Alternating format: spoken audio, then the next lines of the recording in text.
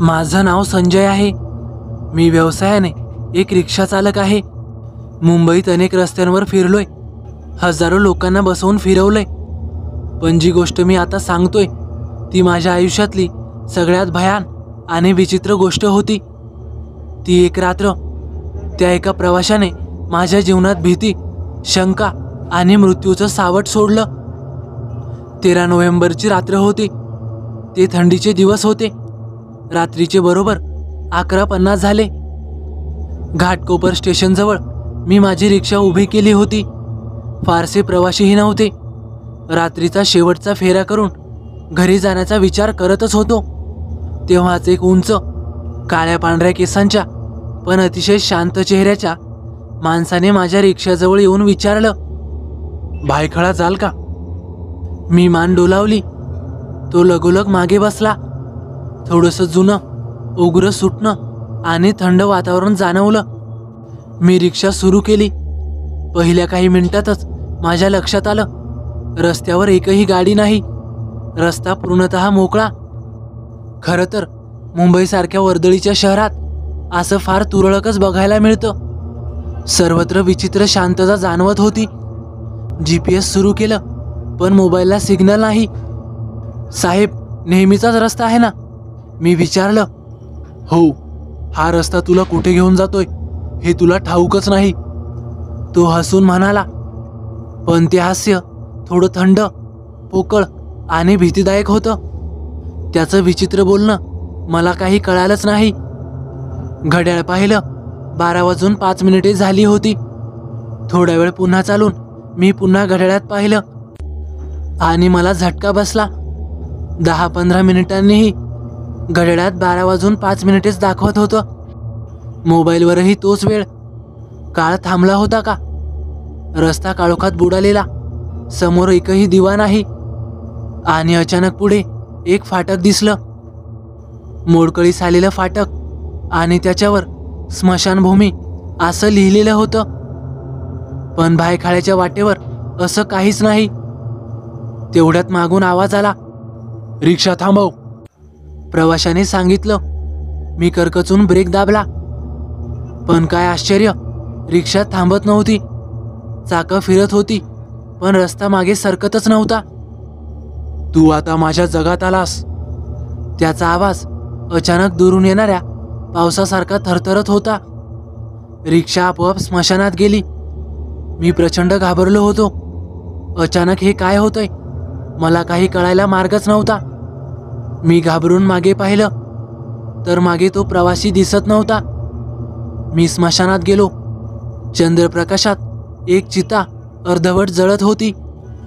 तिथे एक फोटो पडलेला होता, एका रिक्षा चालकाचा। नाव होतं विजय शिंदे। आणि तोच एक विचित्र आवाज आला, मीच विजय। माझा अपघात झाला, कुणी शोधलंच नाही मला। माझा आत्मा अजूनही अडकून आहे। मी हादरलो। समोर त्या फोटोतला माणूस उभा होता, पारदर्शक पण जिवंत वाटावा असा। माझ्या पत्नीला सांग, वैशालीला, की मी परत येणार नाही। त्याने एक कागद दिला। त्यावर पत्ता लिहिलेला होता, चेंबूर, नाव वैशाली शिंदे। खरं तर मला तुझ्या मदतीची गरज आहे। मी 1-2 जणांना असं आणून मदतीसाठी विचारलं होतं, पण घाबरून कोणीही मदत केली नाही। तू जर हे माझ्या घरी सांगितलंस तरच माझा आत्मा मुक्त होईल, नाहीतर तू माझ्या जागी अडकशील।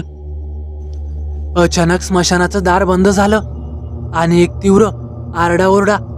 सर्व बाजूंनी आकड्या हातांचे स्पर्श। मी जोरात किंचाळलो। माझं काहीही चुकलं नाही। तेवढ्यात डोळ्यासमोर सर्वत्र अंधार पसरला। मी रिक्षाच्या सीटवर जागा झालो। घड्याळात वेळ पाहिली, सकाळचे 5:15 झाली होती। रिक्षा घाटकोपर स्टेशनपाशीच होती, पण अंग धुळीने भरलेलं, डोकं ठणकत होतं। खरंच हे झालं का, की फक्त हे माझं स्वप्न होतं? पण सीटवर एक ओलसर कागद ठेवलेला होता, त्यावर तीच माहिती आणि वैशालीचा पत्ता। दुसऱ्या दिवशी मी चेंबूरच्या त्या पत्त्यावर गेलो। छोटंसं घर। एका म्हाताऱ्या स्त्रीने दरवाजा उघडला। तुम्हीच वैशाली शिंदे का? मी विचारलं. ती चकित झाली. हो, पण तुम्हाला कसं माहीत? मी तिला तो कागद दिला. तिने वाचला आणि तिच्या हातून कागद सुटला. डोळ्यातून अश्रू वाहू लागले. हा माझा नवरा विजय 8 वर्षांपूर्वी बेपत्ता झाला. शेवटचा फोन रात्री 11:57 केला होता. तो म्हणाला होता, एक शेवटचा प्रवासी आहे, मग घरी येतो. तो कधी परतलाच नाही. ती ओक्साबोक्सी होऊन रडत होती.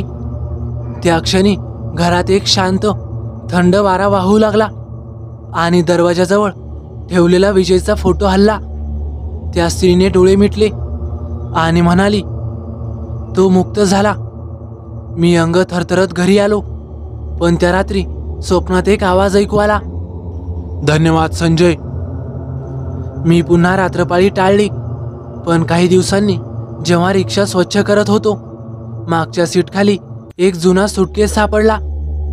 त्यावर कोरलेलं नाव विजय शिंदे आणि आतमध्ये होती एक फोटोंची जुनी अल्बम आणि एक पेपर क्लिप.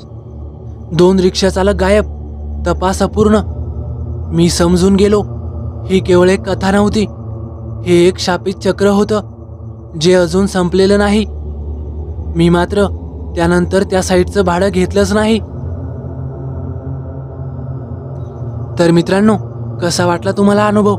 आवडल्यास नक्की लाईक करा, कमेंट करायला विसरू नका. आणि हो, आपल्या चॅनलला आतापर्यंत सबस्क्राईब केलं नसेल तर नक्कीच सबस्क्राईब करा आणि बाजूलाच येणाऱ्या बेल आयकॉनलाही दाबा, जेणेकरून भविष्यात येणारे व्हिडिओज मी आपल्यापर्यंत पोहोचवू शकेन. तर चला भेटूया पुढच्या व्हिडिओत. धन्यवाद.